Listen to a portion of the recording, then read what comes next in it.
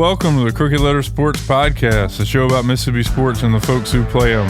I'm Tyler Cleveland. He's Rick Cleveland of Mississippi Today fame, and we are both a little hungover at this point because we're recording this on Tuesday morning, just about 7 hours after the Dodgers walked off Game 3 with a 3-run homer by Freddie Freeman in the 18th inning.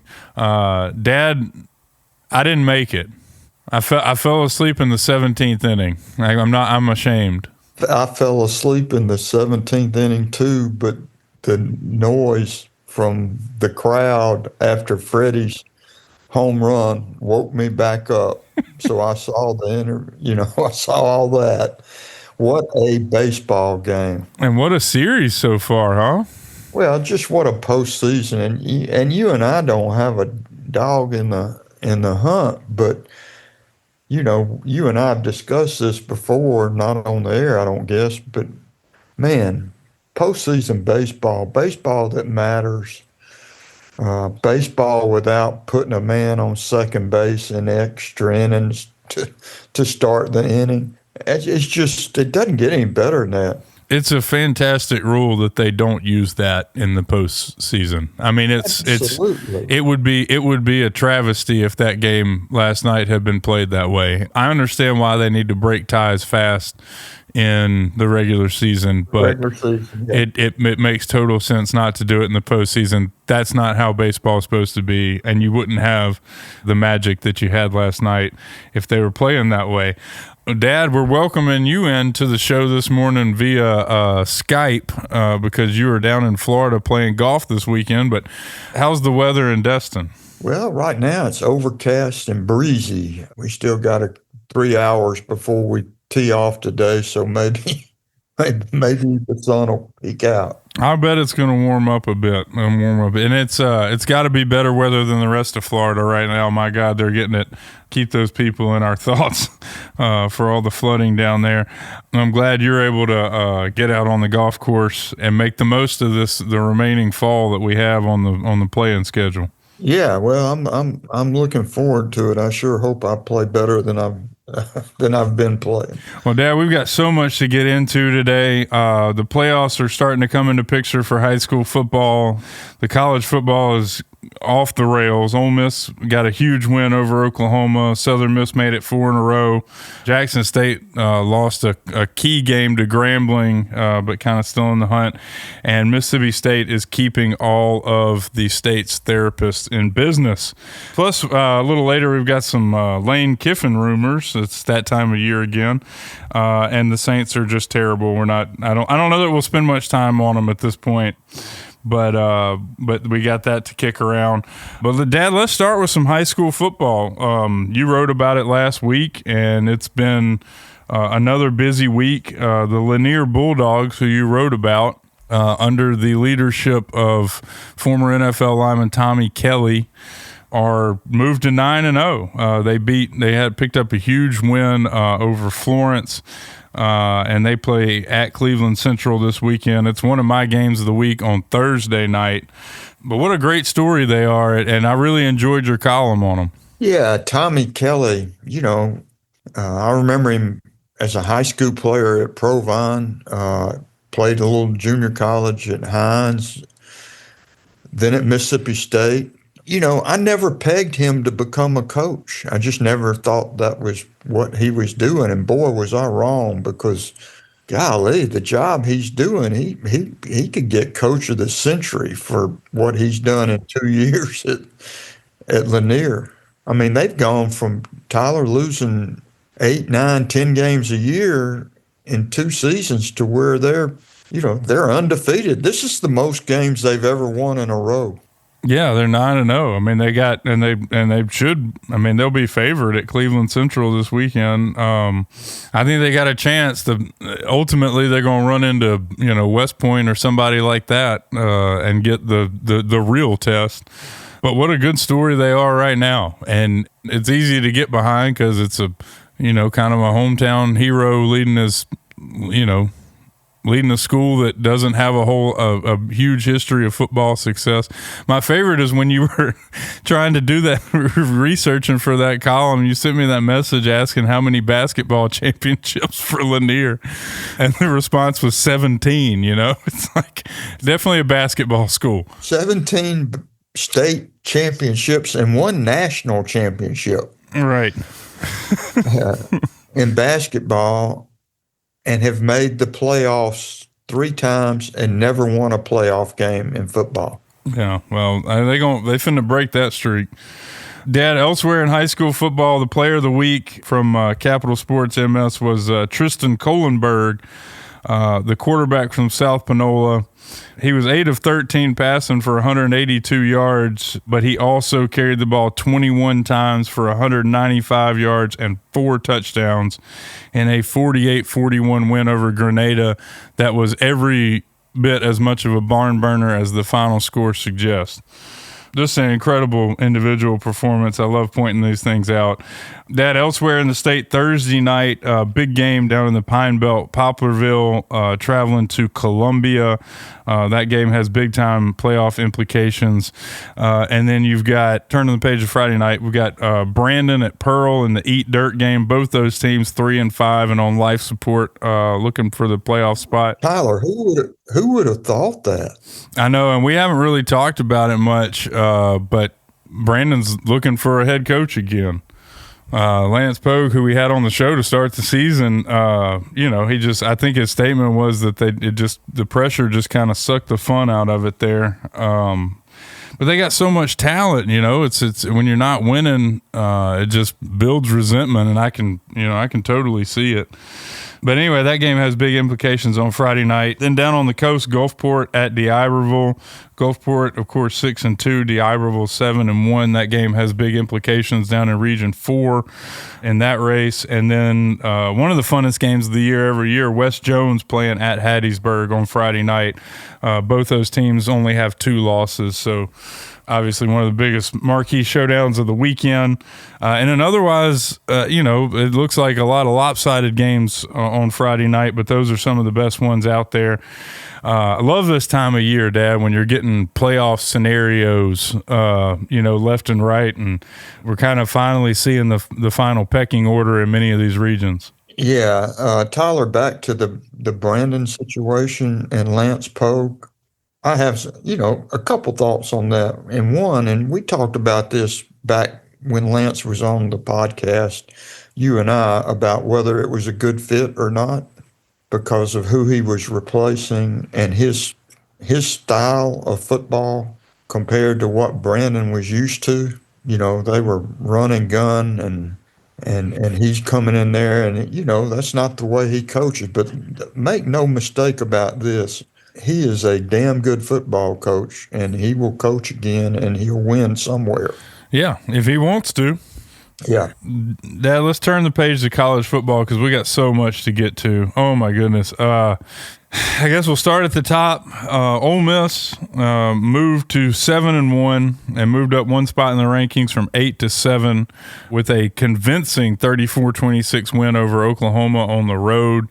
At this point, the Rebels are almost assured of a playoff spot if they can take care of business in their last 4 games. They will be double-digit favorites in each of those remaining 4, starting with South Carolina in Oxford this weekend, where the Rebels are 12.5-point favorites. I think they ought to go ahead and build the statue for Trinidad after Saturday. Played pretty fantastic at Oklahoma. We were kind of talking back and forth on Saturday, and I think the message I got from you was they're just dominating this game. Yeah, and I'm on board with the statue because if you put Trinidad on Oklahoma's team, I think the result it flips the script. I thought he was the big difference in the game. He makes plays.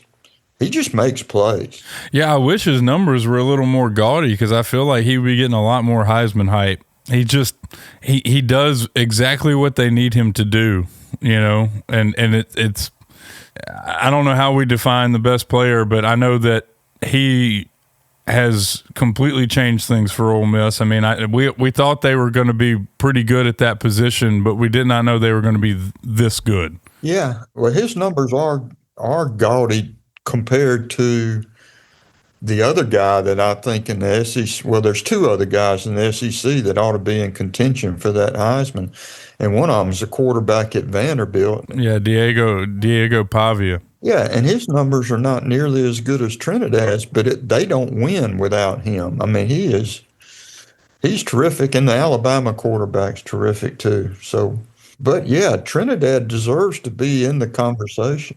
Yeah. Well, we'll talk more about Kiffin in a minute. You know, the rumors are starting to swirl because it's that time of year. But they may end up with a statue of him outside Oxford if they can hold on to him long enough, because the dude is doing things that haven't been done there in my lifetime. So real exciting there. On the other side of the state, Mississippi State found a way to lose to Texas in overtime. It was 45-38 was the final. I mean, you know, at this point, State fans don't need to hear this again, so just earmuff it for a second. Mississippi State was up, 17 with 10 minutes left in the game. Teams had won 429 games in a row when up 17 with 10 minutes left before Saturday. ESPN gave Mississippi State a 98.4% chance to win the game with 12 minutes and 47 seconds left. You know, it seems like the same story, different week. This team could be 6-2. They could be 7-1. I mean, they should be at least 6-2. They could be 7-1. Instead, they're sitting here at 4-4. And I'm looking at the rest of the schedule, and I'm thinking if they don't win at Arkansas this weekend, they may be 4-8 at the end of the year. That's true. I mean, that's all true. If they play well at Arkansas, I think they should win the game. I mean, I think they're better than Arkansas. I do too, but Arkansas can score. They're not like a great team. Their defense is abysmal, but they can score points. So they're dangerous. Yeah. You know, I keep hearing a lot of Mississippi State people, and I look at the message boards occasionally, and I see Mississippi State fans who want to make a coaching change, and I just don't see it. I don't think you do. I mean, look, the team, I don't think you'd get an argument from anyone if you said this team is better than they were. They're obviously headed in the right direction. It's just a matter of whether you're willing to continue to be patient. And I don't think, I mean, but here's the deal. If they lose these remaining 4 games, I think you got to consider it, because that's 0-16 in the SEC in 2 years. I mean, that's 20 straight SEC losses. So, I mean, I don't know. You know, it's like, I don't think they need to make a change either. I think what Mississippi State needs more than anything is continuity, not just with the coaching staff, but with the ponying up for the NIL. You know what I mean? They just need some continuity there so that they can convince recruits that it'll be a stable environment while they're in, at least for the year, because that's how long you got them before you have to renegotiate. But recruits want to know that they're going to play for, they want money. Obviously, that's number one. But they want to know that they're going to play for meaningful football games and get exposure. And, if you're changing coaches every 2 years, it's hard to, develop any of that. Yeah, they're so much better this year than last year. And you got to remember the situation he inherited, which was just god-awful. I don't think that should even be a consideration. And honestly, I don't think it is. I don't think it is either. And I'm going to tell you, as much as we have celebrated, how well Ole Miss has played this season, if the Egg Bowl was tomorrow, I think Ole Miss would be at least a 10-point favorite. But I'm just telling you, man, I don't think they're that far apart. I mean, if Mississippi State could close out a game, like I said, they would be 7-1. I've seen so many crazy things happen in that game over the years that anybody that thinks Ole Miss is going to just walk in there and Starkville and dominate, they just don't know. Oh, if they lose a turnover battle, I think it's a pick 'em. Yeah, right. State can move the football. I thought Chapin played pretty well against Texas. I mean, for a minute there, I thought he was going to be SEC player, offensive player of the week. Yeah, the way things were going. But man, I listened to our buddy Robbie Falk's podcast. I think that's the Thunder and Lightning podcast they have on Super Talk, and right now I sent him a message yesterday that the podcast listens like a therapy session at this point. So hoping for a better outcome for them this weekend at Archie because, man, the rest of the way they host Georgia, they're at Mizzou, and then they've got the number 7 Ole Miss Rebels coming to town for the season finale, and trying to avoid a letdown to get in the playoff. They're not like you need any extra motivation for the Egg Bowl, but it's a tough road to hoe for the Bulldogs. Dad, down in Hattiesburg, where I was on Saturday, it poured down rain almost as much as the Eagles rained down points on UL Monroe. The Golden Eagles picked up a homecoming win, 49-21 over the Warhawks now? Yeah. But it's the same story, different day. Southern Miss wins the turnover battle 3-0, and just, with competent quarterback play and a steady drumbeat on offense. I mean, it's to the point where you kind of expect them to do that. Absolutely. I mean, they have their characteristic is they create opportunities and then they take advantage of them. And I'll tell you what, there ain't no doubt who the coach of the year in the Sun Belt Conference is, and he should start getting some recognition on a regional and national basis because Huff has done just an incredible job down in Hattiesburg. Yep. Arkansas State, they're off this weekend, but then Arkansas State, Texas State, and South Alabama remaining before what looks like it's going to be a showdown with Troy on November 29th. Troy is they're undefeated in conference play and on the Eagles side of the ledger, so that game could very well be to see who hosts the conference championship. So looking forward to that one. Dad, another team with conference championship aspirations is Jackson State. Of course, they fell to 5-2 on Saturday with a 26-24 loss to Grambling. The quarterback, Jacobian Morgan, got hurt, left the game with an undisclosed injury, and I think T.C. Taylor said yesterday they're still evaluating him, but he was in a boot. I think it makes a big difference. I mean, in a game that comes down to Grambling kicking a field goal with like 14 seconds left, it helps to have your, the reigning SWAC champion, HBCU national championship quarterback in the game. Yeah, that's very unfortunate. You and I have talked about it. I think we've talked about it on the podcast. I fully expected Jackson State to run the table in the SWAC. I was surprised to see that result.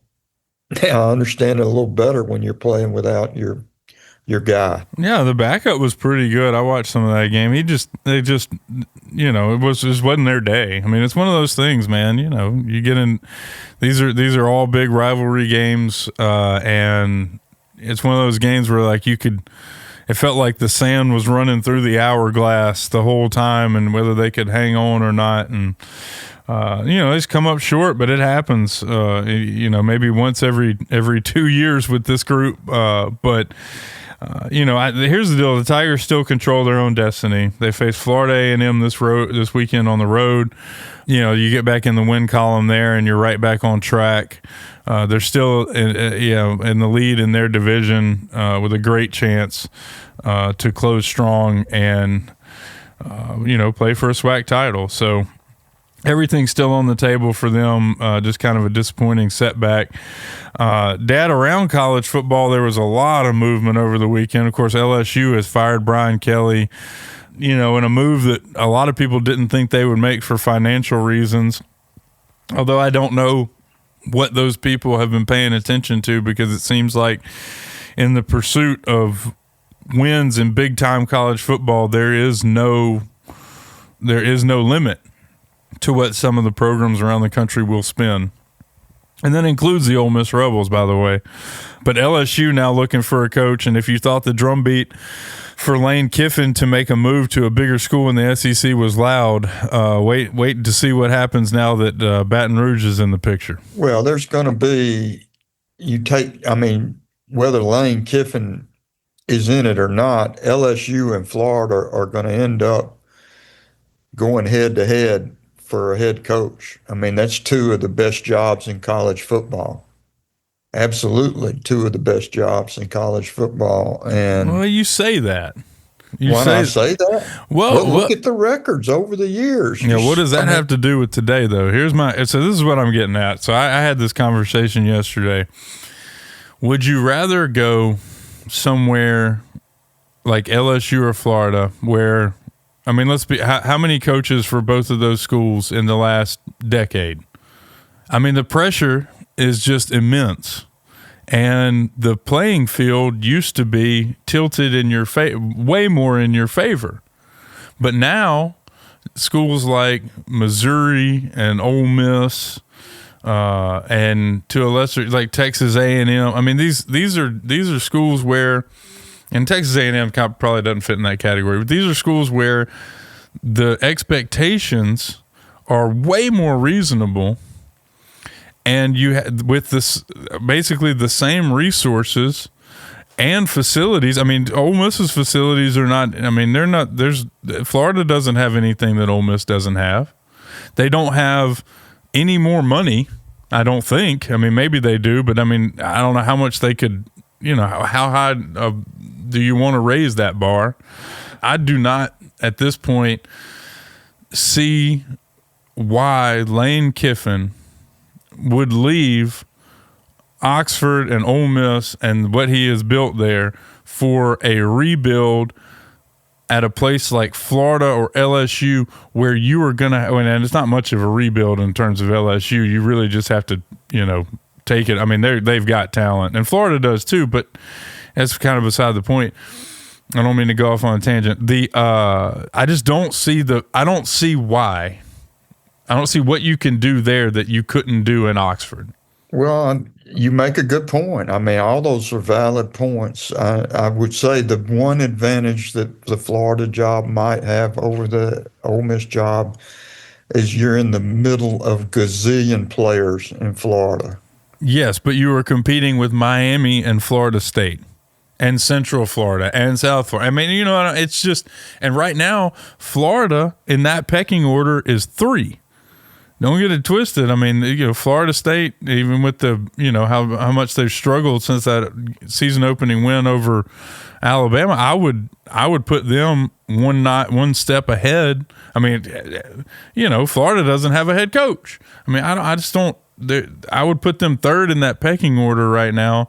And would you rather be there? I mean, it's not like they don't have airplanes that can fly from Oxford to Florida. And if they're offering just as much or more NIL money, I don't see how recruiting to Ole Miss is that different at this point than recruiting to Florida. I mean, it's just, I feel like that's why we get this conversation every freaking year, is because people are still operating under the same mindset they were 10 years ago, and the game has completely changed. I mean, NIL has changed everything. It's given programs like Ole Miss and, like I keep mentioning, Missouri, they have it's even the playing field so much to the point that I just don't see the point. I don't see what you stand to gain. Tyler, you can even throw Vanderbilt into that discussion. Hell yeah. I mean, you think Vanderbilt alums don't have some money?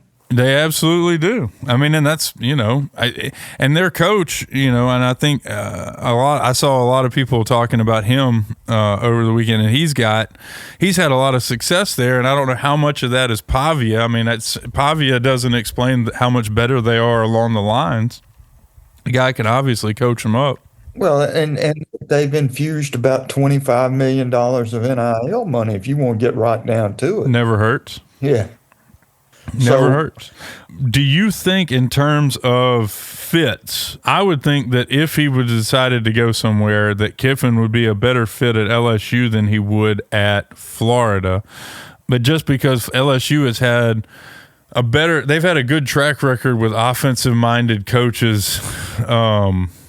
I mean, and maybe not even head coaches, but like when they had Joe Brady, I mean, when they're high flying and, have a high powered offense, they seem to be at their best. And I'm sure that LSU fans would, at this point, do just can I pause for a second and just say how crazy this is? If I had told you, just say 8 or 9 years ago that we'd be sitting here in 2025 and that Lane Kiffin would be the hottest commodity in college football. Would you believe that?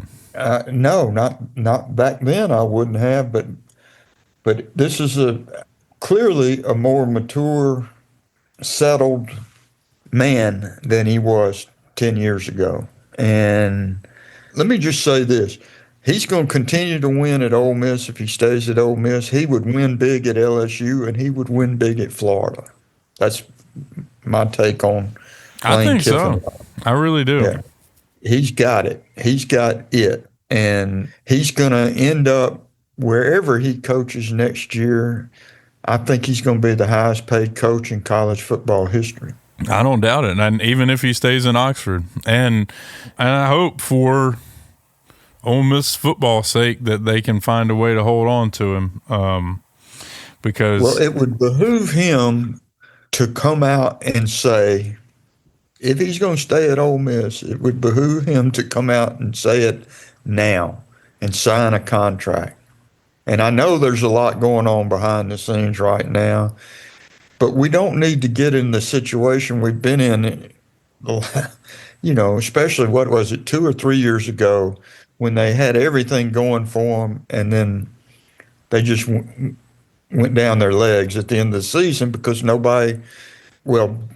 buddy Billy Watkins wrote a great column about it for his website last week about the fact that he just needs to say he's staying if he's going to stay right now. Yeah, but he's a Jimmy Sexton client.